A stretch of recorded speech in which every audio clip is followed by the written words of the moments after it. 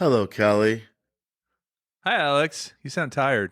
I would like to talk to you about something that we don't have anymore, but we used to be a big deal. Cheap goods and services from China? Do you ever kind of do you ever think about those kind of things, the things that used to be everywhere and now they're nowhere? Oh, it's like when you reach the end of the road and you have to turn around, like a dead end. Yeah, like a dead Yeah, end. I know those. You remember when we first came up with the idea of dead ends? I Do you do. remember what I first called them and how you came up with the word dead end? You remember what I I called them? don't. How did that happen?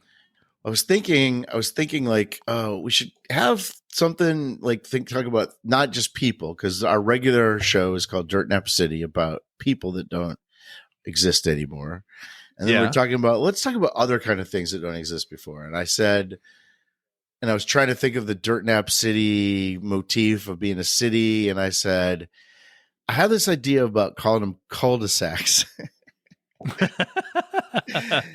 And I'm like, it just something doesn't sit right, but that's what I picture is like a cul-de-sac where you go in and you just come out and you go, well, how about dead ends? Because that goes with the dirt, Yeah. the dead part. But I actually came up with a cul-de-sac before the idea of the dead end, but dead makes it funny. And you're a genius for coming up with the word dead end, because that Well, definitely thanks, man. I just didn't want to have the word sack in our show name. called synergy.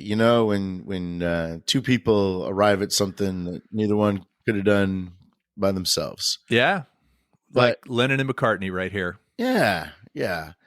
So this thing that I want to talk about today didn't last as long as I would have thought before I did a little research on it. I thought it was around a lot longer because it was kind of in our childhood. And when you're kids, things seem like your childhood seems like it lasts forever. Really, when Yeah. your conscious childhood is only about like 12 years, right? From about the time you're 4 or 5 until you're like, 16 or 17 or whatever. I mean, that's what you consider your childhood, right? And it's not very long. Or 50 in my Or case. what? 50, yeah. Or 50 in my case. But I want to talk about something, and I'm guessing, this is just my guess based on other conversations we had in the past. I'm guessing you didn't have one of these and you had either a knockoff version or a better or what you considered at the time a better version that is like a more lesser known version. Are you going to talk about Atari? I am going to talk about Atari How did I know that? because when we talked about iPods, you were like, didn't you have like a Zune or something like that? Yeah, you're always looking for the other alternative of like the thing that everybody has. You're always searching for a different version. I did not have an Atari. Did you have I had Coleco? no. I my neighbors had a ColecoVision. Did you have an Intellivision? I had Intellivision. Yeah, I still have it in television. Did you have something against Atari? Or are you just looking for like a better version? No, I can actually remember this. This was like 1978, 79, something like that. And my parents had bought originally like a little Pong game. It was just, two controllers that hooked up to the TV and you could play Pong. Mm-hmm. And that was pretty cool. And then they got this game system that had like bowling, race cars, and I wish I could remember the name of it. I'll have to see if I can figure it out. But it was really wide. It was like the size of a keyboard, and it had 9 buttons on either side. And we played that all the time. We played the bowling game a lot on the TV. And then I think I asked for an Atari for Christmas. And then that George Plimpton guy, you remember him? He was on the Intellivision commercials. Oh yeah. He convinced my parents via TV that they should get an Intellivision for me for Christmas in, like I said, 79, 80, something like that. Mm-hmm. And we played that thing so much. I played Intellivision like a mad fiend. As a matter of fact, I know we're talking about Atari here. I was terrible at Atari. I didn't like the joystick, but most people hated the disc that Intellivision had. It had a little round disc that you used to move around versus a joystick. And so that was my advantage. I was a master at it because it was mine. So how much do you think Atari cost? I'm going to say $199. Yeah, you're right. It was $199. Do you know how much that would be today? No, 350 maybe. $1,100. Wow. What year? This was 70 75. something? 75. Okay. So I don't think Xboxes cost $1,100 or PlayStations cost No. $1,100. So that was more expensive than today's console, and it could play the appeal of that was that it could play 4 different games. So the 2600 though had cartridges. Right. So it came with, for $199, you'd get a console. Oh wait, was it Combat? Was that one of the games? That's right. You'd get 2 joysticks, 2 paddles. Do you remember the paddles? They had the little That's how you played Pong. Right. Yeah. So it's 2 joysticks, the paddles, a console, and combat. And so that's one of the 3 games that it supported. And you had to buy the other, one of the 4. You had to buy the other 3 as separate games. But they only had 4 games out. So that was 1975. They were able, our guys at Atari, the guys that founded it, were able to sell that to Warner Communications a year later for $28 million. Wow. Which, you think about it, and then that's probably not a lot of money, but if $199 worth $1,100, $28 million is a lot of money back then. It's like $100 million. And they only had to come up with 1 year of Atari with 4 games, and they got that. So that's pretty good. It's a pretty good return. Yeah. Well, the term killer app, you know what a killer app is? Yeah. Generally just something that everybody wants to use. Yeah, it's the thing when they talk about killer app. It's the thing that the reason that people buy the system is for Space Invaders, right? Space Invaders was the killer app. So everybody bought an Atari so they could play Space Invaders, and that was 1980 that Space Invaders came out. Sales of Atari consoles quadrupled because of Space Invaders. It was the first video game to sell 1 million copies. And you think about, 1 million doesn't sound like that much now. I'm sure that some of the popular Call of Duty I'm sure that sells a lot more than 1 million. But this is a thing that didn't even exist, video games. And you know how older people were back then about video games. Like, this is basically for people 15 and under. Yeah. And selling 1 million copies of something that you had to buy a console wasn't like selling a record, or it was something you had to buy the console to then buy the thing. And Atari had a 58% of the video game market share. So people like you had television, but 58% of people that had video game consoles had Atari. Some of the other ones were the Odyssey 2. By then, Magnavox had come out with the Odyssey 2, but it was like Odyssey squared. It was like stylized as square. Television. ColecoVision. Yep, I remember that. Now, ColecoVision had a cool thing where, and I'm surprised this didn't take off more. They had an add-on where you could, like an adapter, where you could play Atari games too on the Coleco. And they had Donkey Kong, so you could play their Nintendo killer app games plus all of the Atari games, and that eventually became a computer called the Atom computer. Do you remember? Atom? Okay, yeah. Well, Atom was a failure, and Coleco was having all kinds of trouble with the Atom and with the ColecoVision. They disbanded it because there was another toy that Coleco came out with that was taking off. Do you know what that toy was? Was that the Cabbage Patch Kids? Yeah. Cabbage Patch Kids. All of a sudden, Coleco owned Cabbage Patch Kids, and Coleco was like this video game company, but they were trying a little everything. The Atom computer was doing bad, so they just discontinued all that to concentrate on the Cabbage Patch Kids, which later on I think they sold to Ty or somebody. Right. Wow. Vectrex. Do you remember Vectrex? Vectrex? So I had a Vectrex. I went to a summer camp where they had one, and we could play it during like our breaks. And it was also a vector graphics based. So they had this game. They had Asteroids. That was big on Vectrex because Asteroids was a vector based game, just lines. But then they had this game, and I'm trying to remember what it was called. But you were like a spider going around a circle, and you were shooting down the tunnel. And then things were coming up the tunnel kind of in 3D space. And then you could push a button, it would shoot you all the way down the tunnel and destroy everything on the tunnel.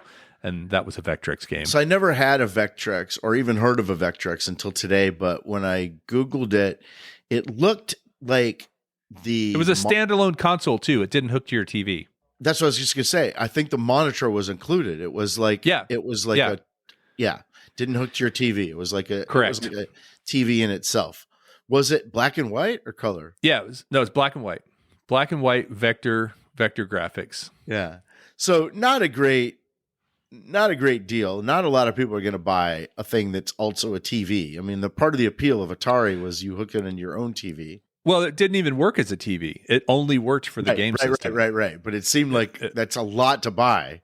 For your family. Vectrex. Now, part of the problem with any of these video game companies was most of them didn't produce games. There was third-party developers that didn't make a lot for making the games. There wasn't a lot of synergy there. But then there was also like Activision. Activision was the big game maker. Yeah, right. Yeah, exactly. In 1982, Atari came up with the new model, like you already said, the 5200.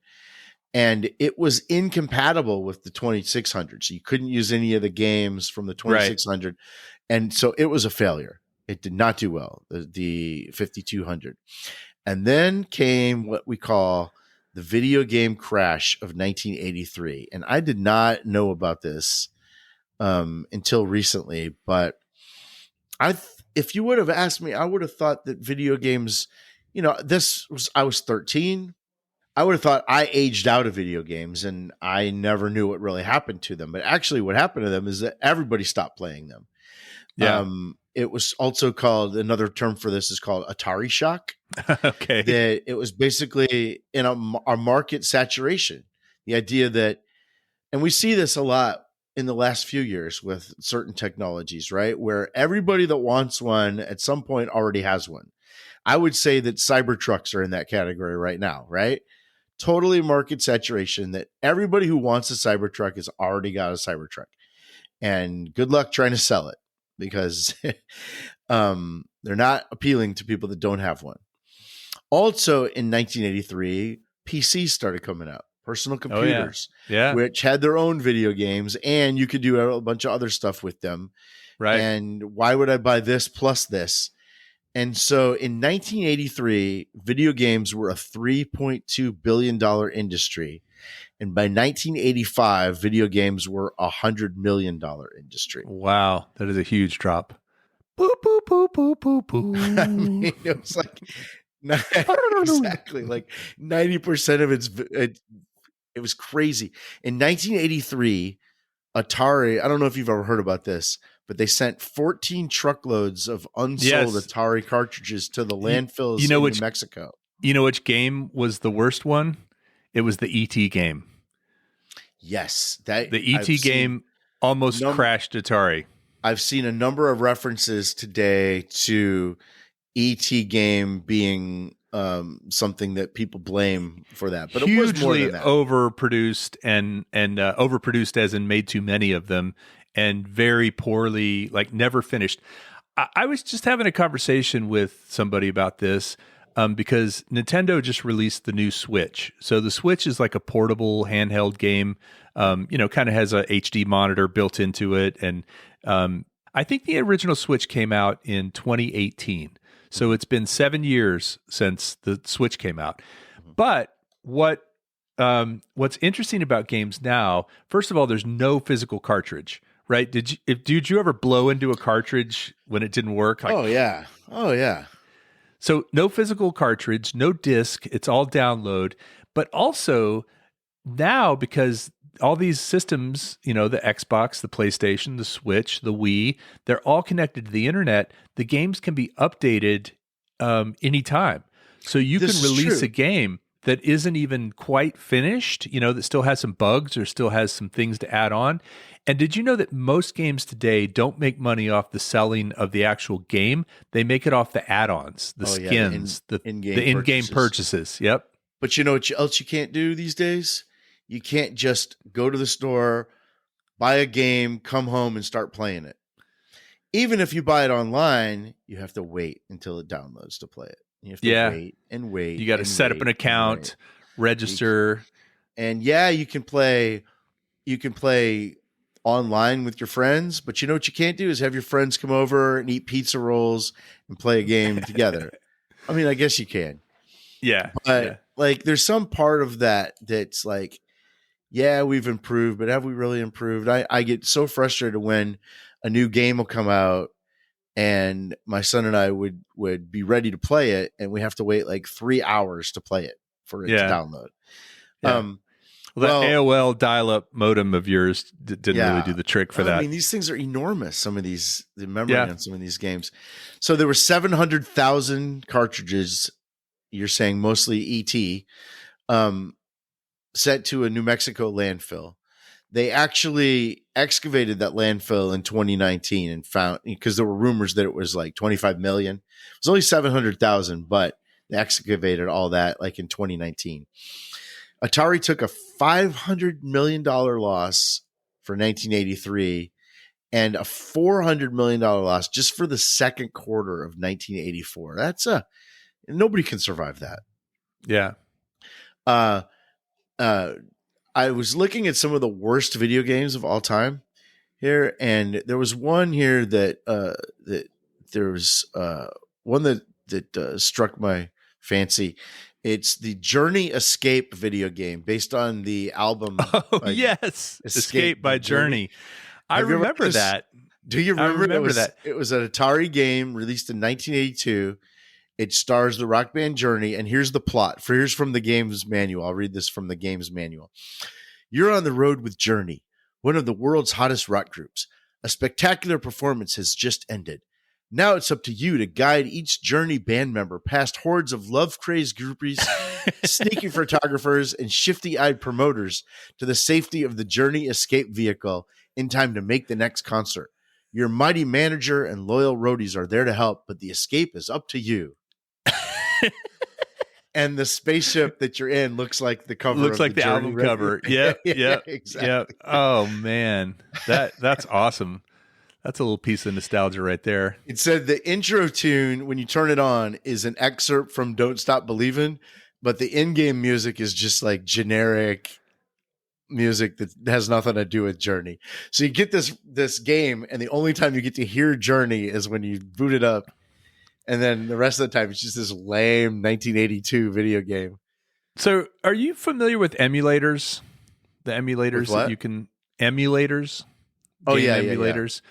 So Sure. you can find a lot of these games. What's interesting also about those games is the amount of space. You were just talking about having to wait 3 hours to download a game on Xbox or PlayStation or whatever, or on a PC. The amount of space those took up was less than 1 megabyte. Usually, it was kilobytes. I mean, these were tiny, tiny files that didn't require much space at all. So you can, and by space I mean drive space or memory storage space.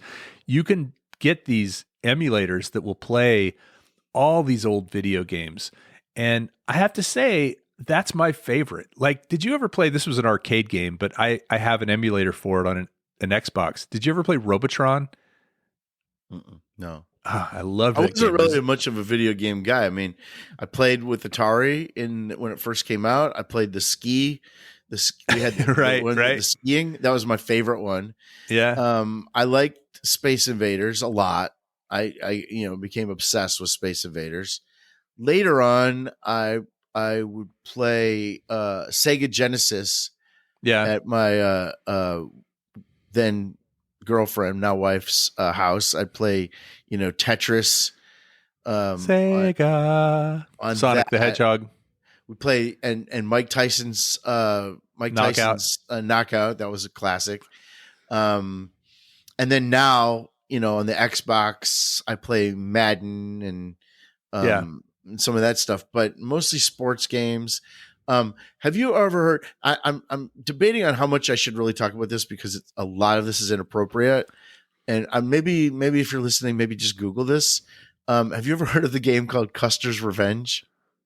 No, but there was another one called. It was somebody's name, but yeah, it was. Was it like you had sex with characters in the game and had to basically? But it's so like the 4-bit, the graphics are so bad. They weren't graphic. They weren't graphic graphics. No, but it was like banned and everything, and it was it was all this. People were going crazy, and then you look at it and you're like, "How is this banned?"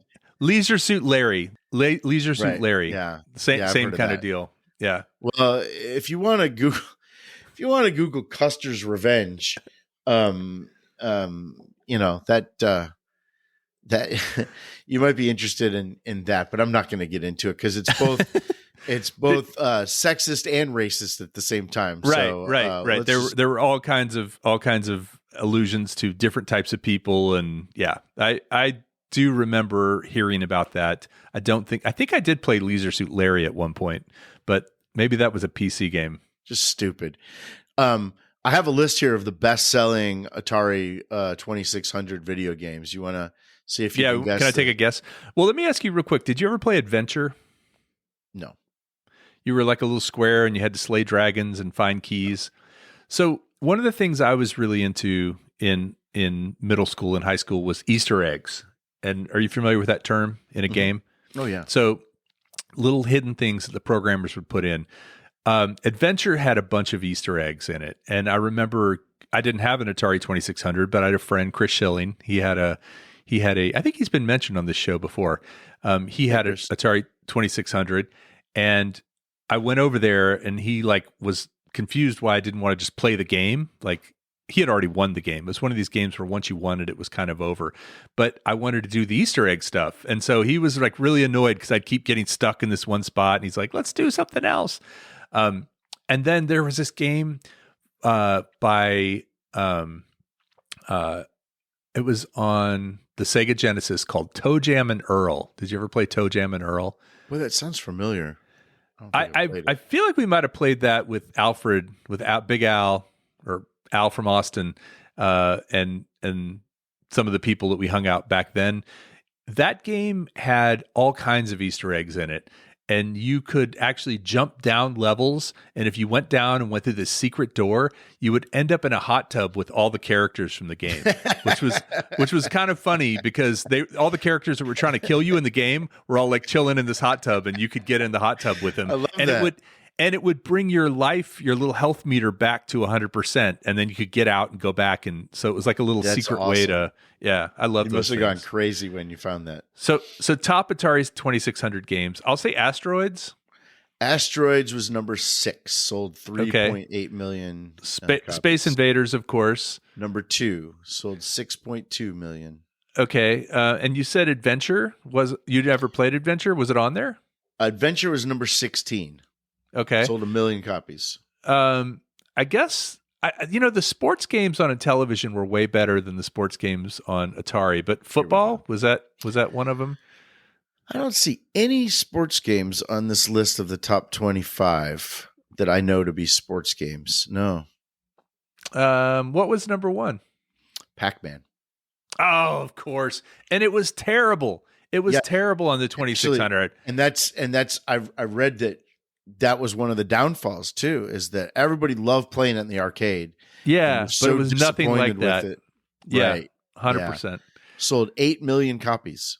The biggest problem with Pac-Man, and this is getting really specific on the Atari 2600, in the arcade, when you let go of this joystick, it would stop. Your little Pac-Man would stop. Right. When you let go of it on the other game, it just kept going whatever direction it was going until, and that really threw you off on that game. Yep. Plus, I feel like when you were snacking, it would mess up your joystick a little. Some of that food would get in there. And the home joystick. So Yeah. Pac-Man, Space Invaders. Number 3 was Donkey Kong. Of course. That was also terrible on the 2600. Number 4 was a game called Pitfall. Oh, yeah. That was Activision. So that was a game where you were a little adventurer, like an Indiana Jones kind of guy, and you're running along. It was a side scroller. It's called a side scroller, and you're running along, going from screen to screen, and you had to jump over logs and alligators and swing on vines. Did you ever play that one? No. Number 5 was Frogger. Okay. Classic. Yeah. Number 6 was Asteroids. Yep. Number 7 was Defender. Oh, that was also terrible on the 2600. Number 8 was E.T. Ugh. Number 9 was Miss Pac-Man. Okay. I'll take that. And then number 10 was a game called Demon Attack. Oh, yeah. Yep. I played that. Let's see how far I can go before I've come up with a game you haven't heard. Okay. Night Driver. Yep. Berserk. Yep. Centipede. Oh, of course. Warlords. Heard of it. Don't know that I played it much, but I'm familiar with it. Breakout. Yeah. That was sort of like the Pong game with the ball. The aforementioned Adventure. Yep. Laser Blast. Yep. Freeway. That's the one where you have I remember this one. It's like Frogger. You have chickens that have to cross a 10-lane highway. And that's why eggs are so expensive. Kaboom. Yep. I remember Kaboom. Yar's Revenge. Yes. Oh yeah. Yours. That was a very deep game. And what we haven't talked about is the cover art for the Atari games was really, really interesting. It was like they were like album covers, and way better than the actual games looked. Yeah, absolutely. Very disappointing when you looked at the game. Atlantis. Yep. And here's the thing. I think Atlantis was also an Activision game, or it was made by a third party. iMagic. And so that game was Imagic. That was also made for the Intellivision. So like Pitfall was on both platforms as well, which was kind of cool. Cosmic Arc. Nope. Megamania. Yeah. Raiders of the Lost Ark. I bet that was terrible. Yeah, go ahead. And River Raid. River Raid, yeah. Was it like logs you had to jump across? Kind of like... It says you control a fighter jet over the river of no return. Oh, yeah. So it was a flying... behind enemy lines. Okay. You had to navigate the flight by destroying enemy tankers. You're right, though. The pictures of these really looks cool, and then you plug it in, and it's just a bunch of bleeps and bloops. And well, the problem was with Intel or with Atari is the processing. I think it was an 8-bit processor, and Intellivision was, or maybe it was a 4, and Intellivision was like an 8. Intellivision had double the amount of processing power, which still wasn't very much, but that's why. And then ColecoVision had double that, and then Sega had double that, and so you got into like a 16-bit and a 32-bit and a 64-bit. That's why the Nintendo 64, the N64, that was called the N64 because it was a 64-bit processor. So they were doubling the speed of the processor every time they'd release a new game system. But Atari was the original one, so it was dealing with. I mean, it was like driving in a F1 race using a smart Model car T. or Model T, exactly. Well, this has been Kelly's salute to Intellivision. 100%. If you own an Intellivision, really woke you up. If you own an Intellivision, please let me know. If you own an Atari, let us know too. Not at Dirt Nap City. I would play anybody in Intellivision baseball, Intellivision, pretty much any Intellivision game. I'll kick your butt. This reminds me of the time you wanted to talk to me about Satchel Paige. As you just totally woke you up. You got super excited. That's right. I love it. That's right. Well, thank you.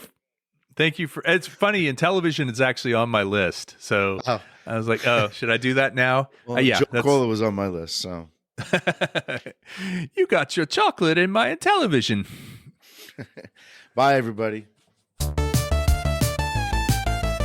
Do you remember that 2600? Not much more than a circuit board.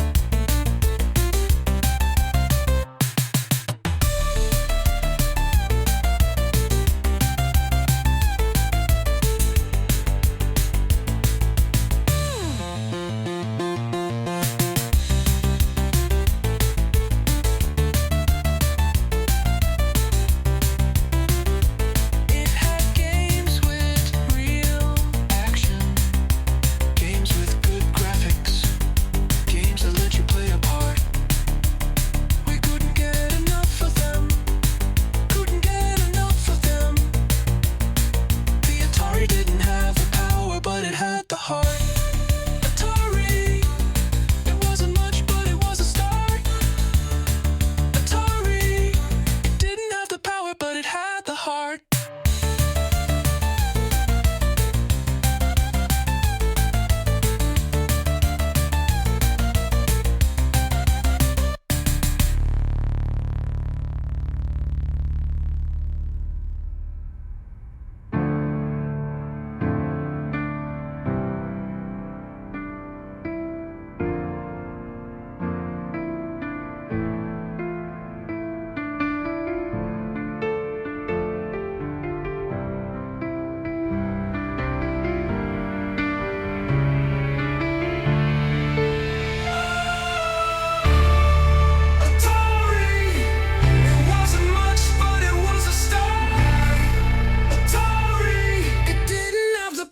But it had the heart.